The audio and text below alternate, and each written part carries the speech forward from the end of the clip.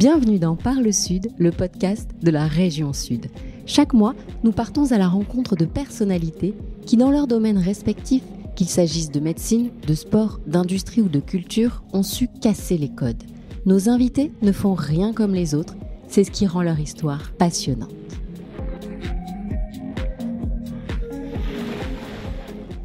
Élément indissociable de notre territoire, la mer Méditerranée est l'un des principaux atouts de notre région sud. Nous en sommes fiers et cet été, le monde entier aura le regard tourné vers la rade de Marseille qui accueille les épreuves de voile des Jeux Olympiques et Paralympiques de Paris 2024. Pour en parler, un merveilleux ambassadeur, le navigateur Christopher Pratt. Son parcours, son implication dans les Jeux, les spécificités de cette rade et nos chances de médaille, il s'est livré avec générosité et nous embarque dans ses aventures les plus folles au large. Bonne écoute. Christopher, bonjour. Bonjour Caroline. Christopher, si tu devais te présenter à quelqu'un qui ne te connaît pas du tout, que dirais-tu ? Alors, je m'appelle Christopher Pratt, je suis né à Marseille, j'ai grandi à Marseille et j'ai toujours rêvé de mer et de navigation en particulier. Je suis tombé dedans quand j'étais petit avec mes parents et puis j'ai jamais rêvé de rien d'autre que de faire de la voile et de la course au large en particulier. Petit à petit, j'ai réalisé mes rêves de gosse. Sur le chemin, j'ai eu 3 magnifiques enfants, 2 grandes filles, enfin grandes parce que maintenant elles sont grandes, et puis un petit garçon qui a 2 ans.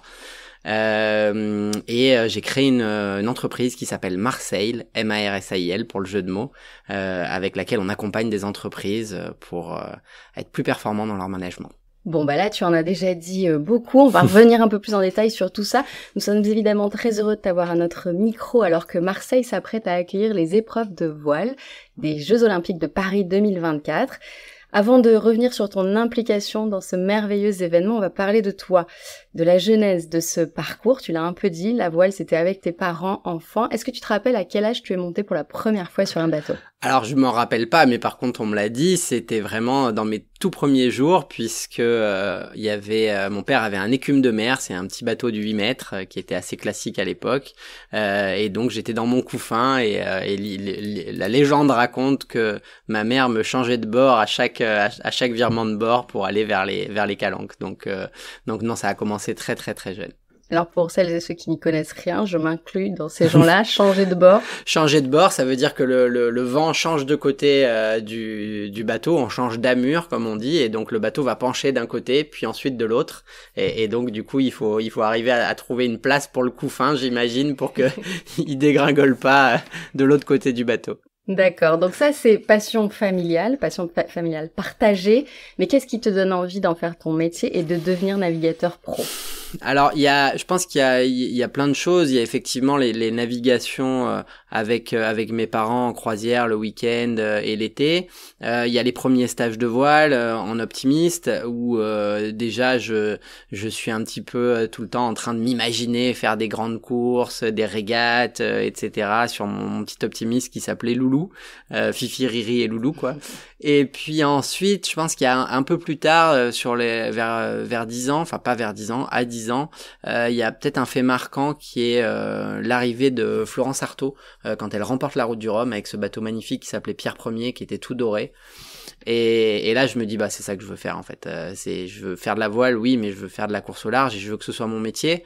C'était il y a 30 ans déjà, donc en fait à cette époque-là le métier de navigateur, de coureur au large, on parle de Florence Artaud mais toute cette génération-là, c'était plus des beatniks que des professionnels de la voile, donc ça restait quand même un truc un peu quand on disait ça, on disait non mais fais médecine, fais dentiste, fais avocat et puis tu t'achèteras un bateau pour aller en croisière le week-end. C'était ça le modèle. Donc dire à ce moment-là, non, moi c'est ça que je veux faire, je veux que ce soit mon métier, c'était pas si évident que ça. Oui, parce qu'on dit navigateur pro, mais à l'époque c'était pas pas vraiment un métier ou quasiment pas. Ça commençait à peine à le devenir. Il se débrouillait un peu pour trouver de l'argent à gauche. Exactement. Et tout ça c'est vraiment professionnalisé au fil du temps. Complètement. Tenter de résumer ton parcours à ce jour, c'est citer les plus grandes épreuves, donc telles que la Solitaire du Figaro, la Transat Jacques Vabre, la Transat AG2R, le Tour de France à la voile, la Route du Rhum et j'en passe. Si tu ne devais revenir que sur une seule course aujourd'hui et évoquer avec nous ce que tu en retiens, ce serait laquelle et pourquoi ? Sans hésiter, c'est la Route du Rhum. Hein. J'ai eu la chance de participer à la Route du Rhum en 2010, donc à peu près 20 ans après mes rêves de gamin, après Florence Artaud. Et c'est vrai qu'il y a quelque chose de particulier. Il y a 2 grandes courses au large en France qui sont la Route du Rhum et le Vendée Globe. Et donc j'ai pas encore eu la chance de participer au Vendée Globe, mais j'espère que ça se fera. Mais c'est vrai que la Route du Rhum, il y a quelque chose d'incroyable dans cet engouement populaire qu'il y a derrière cette course. Et puis c'est une course que j'ai vécue d'une manière un peu particulière, déjà parce que c'était l'aboutissement de mes rêves de gamin. J'étais sur la ligne de départ avec les skippers, les navigateurs qui étaient en poster dans ma chambre quand j'étais gosse. Qui, par exemple? Michel Desjoyaux, Franck Camas, Roland Jourdain, voilà, c'était vraiment mes idoles d'enfance. Donc il y avait ce côté de réaliser vraiment son rêve de gosse, et en plus il y a eu un scénario dans ma course qui était assez particulier, puisque je suis tombé en panne d'énergie à 5-6 jours de l'arrivée, et donc j'ai fait les 5-6 derniers jours sans énergie, à barrer non-stop mon bateau, qui était un bateau de 18 mètres, très technologique, qu'on peut pas du tout normalement manœuvrer sans énergie. Donc il y a eu une sorte de petite histoire un peu dingue. Voilà, c'est certainement un de mes pires résultats sportifs, mais en même temps un de mes meilleurs souvenirs de course. Et cette arrivée à Pointe-à-Pitre avec l'équipe, avec les supporters et avec la famille, c'était dingue. Et donc c'est vrai que c'est vraiment une course que j'ai envie de refaire. Tu parlais du Vendée Globe et tu dis j'espère la faire, ça dépend de quoi tout ça? On fait un sport mécanique, et on fait un sport dans lequel il faut des moyens, non pas pour nous payer, parce qu'on n'a pas des salaires de footballeurs ou de pilotes de Formule 1, mais par contre on a quand même un sport mécanique qui coûte assez cher, et donc il faut financer nos projets, nos bateaux. Ça ressemble un peu à des sports automobiles, et donc jusqu'ici j'ai jamais réussi à engranger assez de partenaires pour m'aligner au départ de cette course-là. Néanmoins, on a fait un grand pas en avant ces derniers mois, puisqu'on est propriétaire d'un Ocean 50, donc c'est un trimaran de 15 mètres par 15 mètres qui va me permettre de m'aligner à nouveau au départ de la Route du Rhum, mais cette fois en multicoque. Donc il faut se dire que le multicoque en solitaire, c'est un peu comme en alpinisme la face nord, des faces nord en hivernal en solo intégral, quoi. Donc c'est vraiment ce qu'il y a de plus dur, ce qu'il y a de plus compliqué. Donc je suis super content de revenir sur la Route du Rhum et de revenir avec un projet qui me challenge vraiment après une quinzaine d'années passées plutôt dans le monde du monocoque. Tu reparlais de cette expérience dans la Route du Rhum qui s'est pas très bien finie, mais en même temps c'est ce qui fait que tu en gardes un souvenir très fort. Comment on gère les hauts et les bas d'une vie d'athlète de haut niveau? Je pense qu'on les gère comme n'importe quelle personne et comme n'importe quel humain. Je crois qu'il y a eu un discours que j'ai beaucoup aimé là dernièrement de Roger Federer sur une diplomation, je sais pas si c'était HEC ou école normale, et où il expliquait qu'en fait il avait gagné 84% de ses matchs, mais qu'il avait gagné que 52 ou 3% des points qu'il avait joués. Et donc en fait, même les plus grands sportifs de haut niveau perdent beaucoup plus que ce qu'ils ne gagnent. Et c'est la manière dont on est capable d'avoir une résilience, une continuité dans notre détermination, dans notre motivation pour avancer, qui est prépondérante. Donc je pense que c'est ça qui m'a tenu quand j'étais gamin, d'y croire, de vouloir absolument faire ça. J'étais pas le plus doué, j'étais pas le plus talentueux à la base, mais j'étais certainement le plus déterminé. Aujourd'hui, je fais face à d'autres défis qui sont des défis plus d'entrepreneurs, où là, je suis à la même école que tous les autres entrepreneurs, c'est-à-dire c'est les montagnes russes. Un jour on signe un contrat, le lendemain patatras, et puis voilà, on a des dettes, on a des créanciers, on a des gens à qui on doit rendre des comptes, et on espère que ça va le faire, on s'engage, on s'investit, on prend des risques, et voilà, je suis ni plus ni moins qu'un entrepreneur comme les autres sur ce volet-là. On va reparler de Marseille un peu plus tard et plus longuement, mais restons sur les courses, la voile, physiquement et psychologiquement, comment on se prépare à une course? Physiquement, voilà, on en parlait tout à l'heure, c'est un sport qui s'est énormément professionnalisé ces dernières années, et moi j'aime bien donner cette comparaison on est passé de marin aventurier il y a 20-30 ans à ingénieur skipper, et donc pilote même, et donc c'est vraiment une mutation dans la forme de notre métier. Donc on a des profils qui sont de plus en plus sportif et à la fois compétent dans l'ingénierie et dans l'utilisation des systèmes qu'on a à bord, hein, puisque on ne fait que augmenter la complexité des bateaux, de plus en plus de data, des bateaux qui commencent à voler, donc voilà, des choses qui sont complètement différentes. Donc concrètement, la préparation physique est devenue un élément prépondérant, d'autant plus que la vitesse des bateaux augmente beaucoup, les chocs augmentent beaucoup, donc on a vraiment besoin d'avoir un fond de préparation physique qui est hyper important. Moi j'aime beaucoup les sports outdoor, donc je fais beaucoup de vélo, de course à pied, de randonnée, de ski alpinisme, des choses comme ça, pour le travail foncier qui se fait l'hiver. Et puis après il y a tout un travail de renforcement, et puis il y a aussi après l'âge qui arrive, puisque j'ai un peu plus de 40 ans, et donc là on a des sujets de mobilité qui sont hyper importants, donc d'aller sur des pratiques aussi comme le yoga, comme le pilate, comme tous des exercices de mobilité qui sont vraiment hyper importants pour prévenir la blessure. Pour l'instant j'ai eu la chance d'être assez épargné par les blessures, mais c'est vrai qu'on a, encore une fois, on a des bateaux qui deviennent de plus en plus difficiles, avec de plus en plus de chocs, donc il faut être en capacité de les endurer. Et puis après, sur le volet psychologique, pour moi, là aussi, on en parlait tout à l'heure, finalement, comment, dans un parcours, on tient cette motivation. Je pense que moi, je le vois plus comme quelque chose de global. Oui, il y a des outils qu'en tant que sportif de haut niveau, on peut utiliser de manière ponctuelle, la visualisation, la PNL, la sophrologie, des choses comme ça, mais ça reste des outils ponctuels qui viennent répondre à une problématique bien précise. Ce qui est hyper important, c'est de travailler sur l'équilibre plus global, et finalement ce qui revient à une échelle de l'être humain en tant que dans sa globalité, et pas uniquement du sportif, et qui est que pour être performant sportivement, il faut avoir une certaine harmonie intérieure qui se travaille au quotidien sur tous les pans de la vie, et qui dépend pas que de comment et pourquoi on fait du sport. Donc moi j'essaye toujours d'avoir ce questionnement que j'ai aussi sur le volet entrepreneurial, de se faire accompagner, d'essayer toujours de progresser, de comprendre comment on fonctionne, de comprendre l'évolution aussi qu'on a, parce qu'on fait pas de la voile on fait pas de la voile et du sport de haut niveau pour les mêmes raisons à 20 ans qu'à 40. Donc voilà, il y a plein de choses qui changent, qui évoluent, et c'est un cheminement qu'il faut travailler, et je pense surtout comprendre pourquoi on est là, et quels sont ce qui nous fait vibrer, quoi, parce que si ça s'arrête, il faut passer à autre chose. Tu dirais que c'était quoi les raisons pour lesquelles tu faisais de la voile à 20 ans et à 40? Je pense qu'à 20 ans, je sais qu'à 20 ans, je faisais de la voile pour gagner, il y a un sujet forcément de reconnaissance, aujourd'hui, je fais ce métier-là parce que j'aime être en mer, parce que ça reste un des derniers espaces de liberté qui existent au monde, même si, grâce à nos satellites MUNS on a maintenant de la connexion même à bord, donc à mon grand désespoir. En fait, on nous dit souvent qu'on est un peu fou de faire ces courses au large en solitaire, comme on dit aux alpinistes qui sont fous de faire des Face Nord en solo. En fait, la réalité, c'est que c'est pas le risque qu'on cherche. Ce qu'on cherche, c'est cette concentration ultime, et cette connexion absolue à nous-mêmes et aux éléments qu'on retrouve finalement que dans cet exercice-là.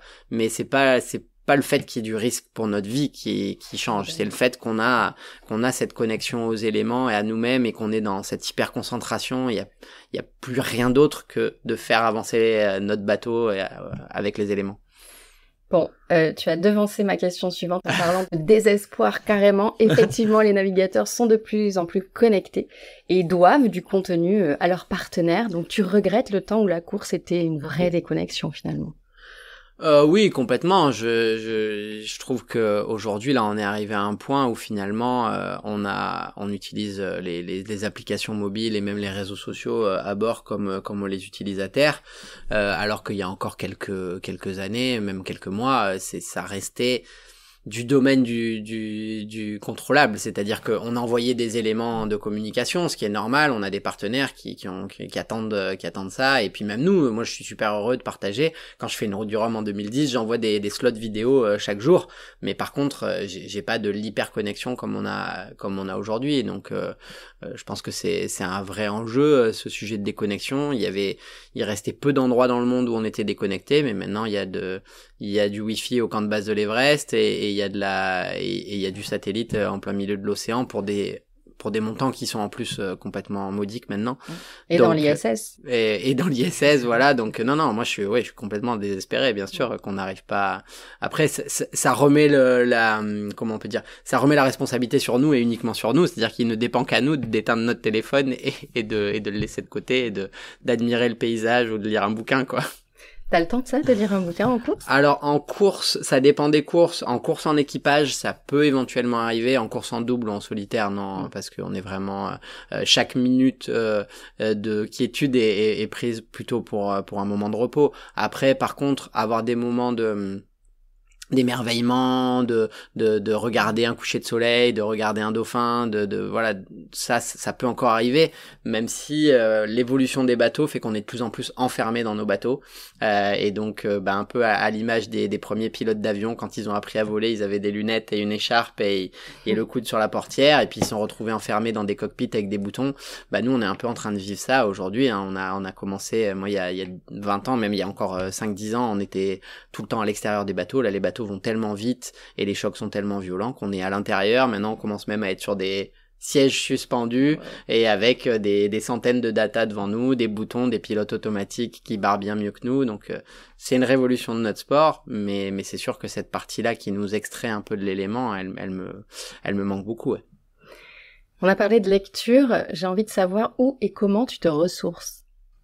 Je me ressource pas parce que en ce moment je suis à la fois sportif de haut niveau, en train d'essayer de préparer donc ce grand objectif qui est la Route du Roman 2026, mais avec plein de jalons intermédiaires, et entrepreneur, et à la tête de cette petite entreprise Marseille où on est 8 personnes aujourd'hui, qui porte donc l'investissement de notre trimaran de course, et donc voilà, le dirigeant est un sportif de haut niveau qui s'ignore, et la grosse différence avec le sportif de haut niveau, c'est que le sportif travaille sur la récupération, et qu'on lui impose même de travailler sur sa récupération. Le dirigeant, lui, il se repose jamais, et il déconnecte jamais, et de moins en moins.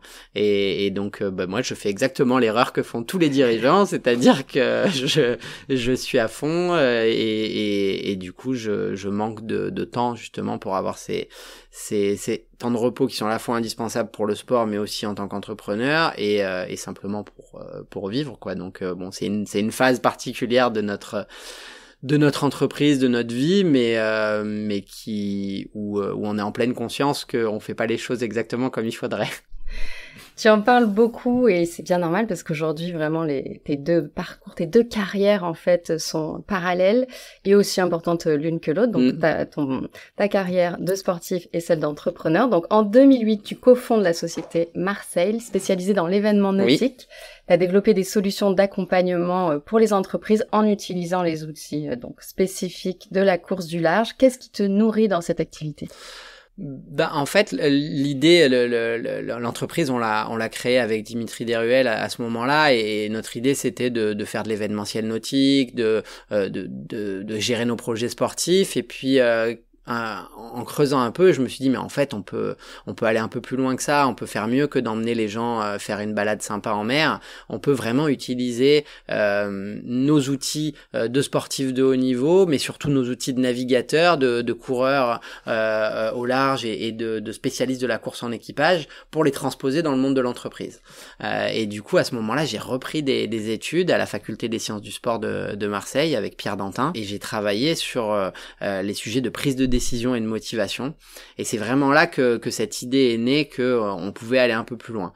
Les choses étaient pas bien claires dans ma tête, et puis on était hyper concentrés sur nos projets sportifs, donc pendant 5-6 ans la boîte a existé, mais on n'a pas développé plus que ça ces solutions, et c'est vraiment l'arrivée de mon associée Amandine qui a donné un coup de boost, parce qu'avoir les idées c'est une chose, mais les mettre en place c'en est une autre, et elle a vraiment mis en place toute la partie qualité, toute la partie ingénierie pédagogique et toute la partie business développement, qui fait ce qu'on est aujourd'hui.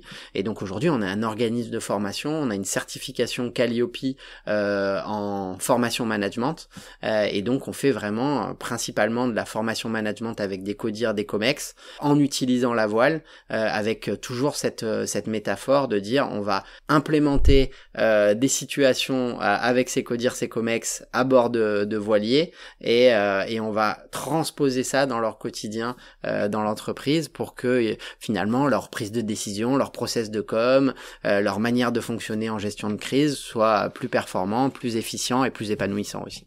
J'imagine que c'est très satisfaisant pour toi d'obtenir des résultats via des outils qui sont ta passion et ton métier depuis tant d'années. Oui, bah c'est en fait il y a plusieurs choses qui sont passionnantes là-dedans. C'est ce qui est assez incroyable, c'est que j'avais surtout idée en créant cette boîte que j'allais apprendre des tonnes de choses. Et en fait, c'est ça qui m'éclate le plus, c'est-à-dire qu'on rencontre plein d'entreprises différentes, plein de contextes différents, et dans ces boîtes, et ben à chaque fois, j'apprends ce qu'ils font, comment ils font, pourquoi ils font. J'échange avec eux, et on apprend énormément d'eux. Et puis après, la cerise sur le gâteau, c'est quand t'as un retour d'un client, d'un COMEX qui vient et qui dit il y a eu un avant et un après, et votre méthodo, on l'utilise au quotidien et ça nous a changé la vie. Là tu dis voilà, j'ai apporté ma petite pierre à l'édifice, j'ai amené ce sujet de la confiance dans le management et dans l'entreprise, et comme créateur de performance, et ça on en est hyper fiers. Et d'ailleurs c'est pour ça qu'on a appelé notre trimaran Wind of Trust, on porte vraiment ce sujet de la confiance au cœur de la performance, pas une performance qui soit uniquement de KPI et capitalistique, mais aussi une performance qui soit dans une certaine forme d'épanouissement à la fois individuel, collectif et même social. Christopher, tu as navigué sur toutes les mers du monde, on l'a dit, presque. Qu'est-ce que la Méditerranée a de plus, tout simplement? C'est vrai que des fois on vient me voir, on me dit mais alors il faut que je parte où en croisière, aux Maldives, aux Antilles, à la Réunion. Je dis mais non, en fait juste les Calanques, les îles de Porquerolles, Porquerolles, l'île de Beauté, la Corse, le sud Sardaigne, voilà, tout ça c'est à moins de 150 km de chez nous, et c'est franchement sans chauvinisme aucun parmi les plus beaux endroits du monde.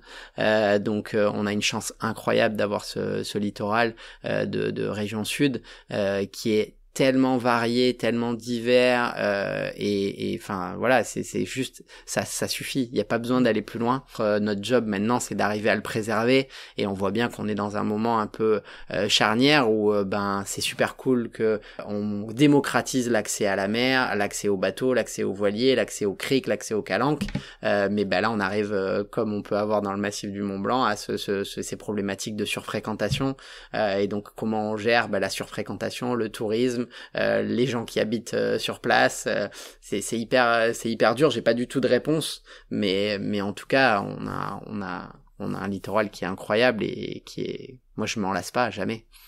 On vit dans une ville qui est résolument tournée vers la mer. Est-ce qu'à ton sens, elle l'est suffisamment? Par là, je veux dire, qu'est-ce qu'on peut faire de plus, notamment auprès des enfants, évidemment, pour qu'elle fasse partie intégrante de notre vie ici?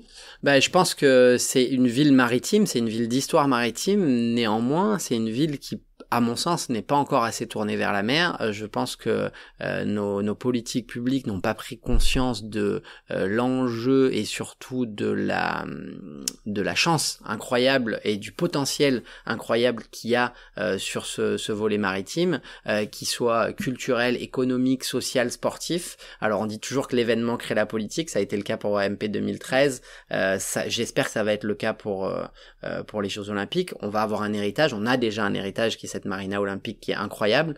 On ne peut qu'espérer que, et c'est ce qui est dans les tuyaux, mais que ça va relancer une dynamique, justement, tu parlais des enfants, d'école de voile pour tous. Quand on est à la montagne, tous les gamins apprennent à skier, à faire du patin à glace, etc.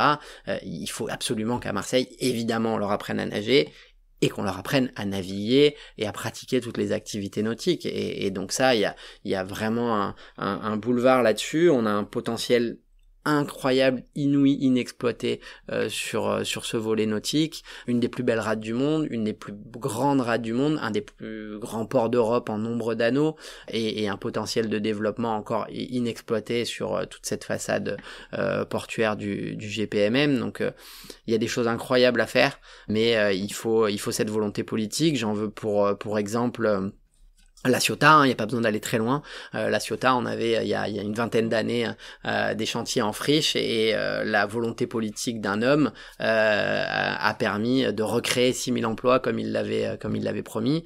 Si on va un peu plus loin, Lorient, la volonté politique de Jean-Yves Le Drian. Encore une fois, je fais pas de politique, il y a pas de bord ou quoi que ce soit. D'ailleurs, il y en a un à droite, un à gauche, c'est très bien. Mais Jean-Yves Le Drian, il a débloqué des terrains militaires. Il a fait d'une friche de terrains militaires qui étaient les anciens bunkers des Allemands pendant la guerre de 40, et c'est c'est l'endroit le plus incroyable de voile et de course au large au monde, cette cité de la voile. Donc c'est possible. Moi je prône pour ça depuis des années. Je propose aux élus, aux membres de la chambre de les emmener par exemple à Lorient visiter ce genre de structure. Alors évidemment on va pas devenir un pôle de course au large, c'est pas ça le débat, mais par contre on peut devenir un pôle de grande plaisance. On a vu la mutation qui s'est effectuée à La Ciotat sur le super yachting. Il y a d'autres filières, et il y a d'autres filières qui sont porteuses d'emplois, de culture et de développement économique et social. Alors la Méditerranée, c'est l'ADN de la région sud.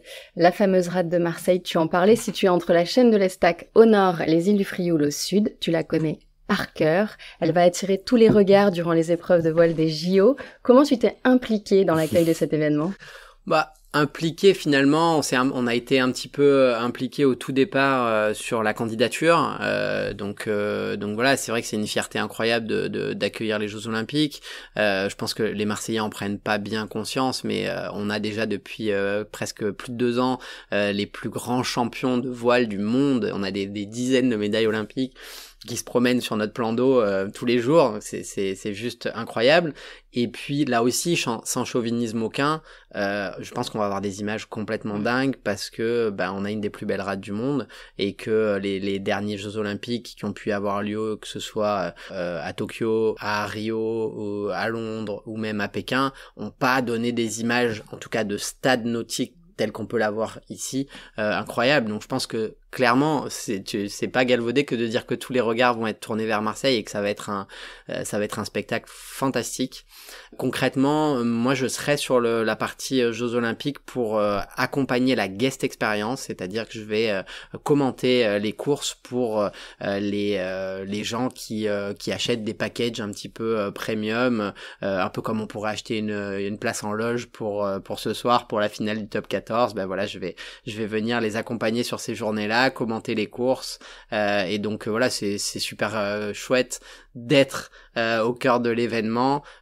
C'était un peu dur de se dire de pas y être, donc c'est une manière d'y être. Et puis surtout je vais être un méga supporter de mes copains qui sont en équipe de France. On n'a jamais eu une équipe de France aussi forte que cette année. On a des chances de médaille, des vraies chances de médaille dans quasiment toutes les séries. C'est jamais arrivé. Et voilà, je pense qu'il va y avoir une ambiance de dingue, et moi je vais être juste un supporter comme les autres, mais à fond quoi. Toi qui la connais par cœur cette rade, quel conseil tu pourrais donner aux athlètes qui vont naviguer ? Alors, je me garderai bien de tout conseil parce qu'ils la connaissent bien mieux que moi. Ils s'y entraînent depuis des mois, des années. Mais c'est un plan d'eau qui est hyper technique.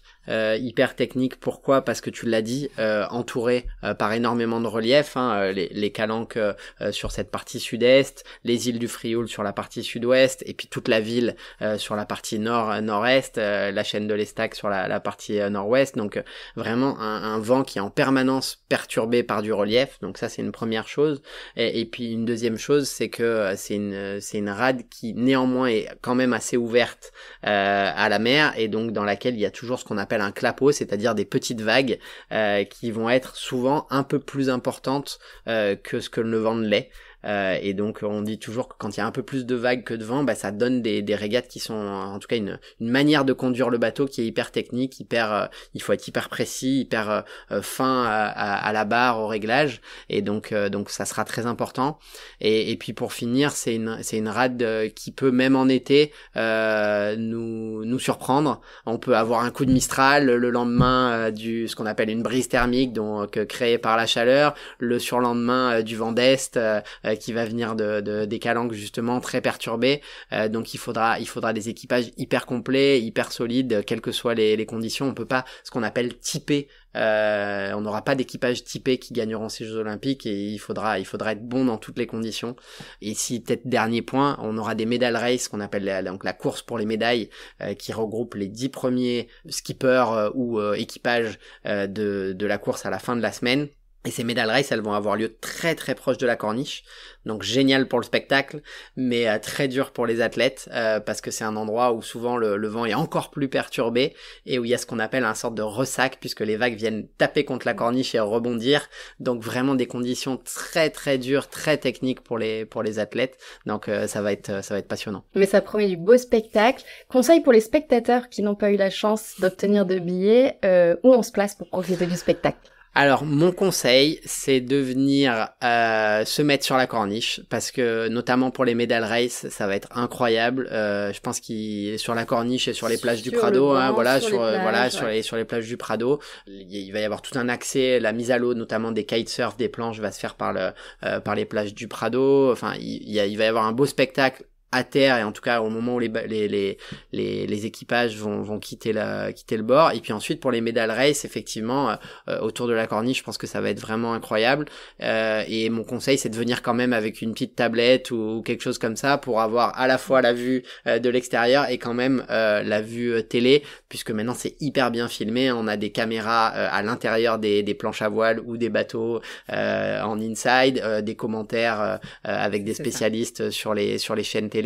Donc voilà, c'est important d'avoir les explications. Ouais, je pense qu'il faut avoir les deux, et puis avoir le live en même temps. Mais je pense que sur le bord de la corniche, ça va être un super spectacle. Ouais. Ça va être chouette. Un pronostic concernant nos chances de médailles françaises? Tu disais qu'on avait une équipe. Ouais, moi je pense qu'on peut pas imaginer moins que 5 médailles. Et donc voilà, on a des équipiers, des équipages ou des athlètes qui ont vraiment dominé toute cette préparation olympique. C'est 3 ans de préparation olympique, une préparation olympique un peu spéciale, puisqu'elle a duré que 3 ans au lieu de 4 avec le décalement pour Covid des Jeux de Tokyo.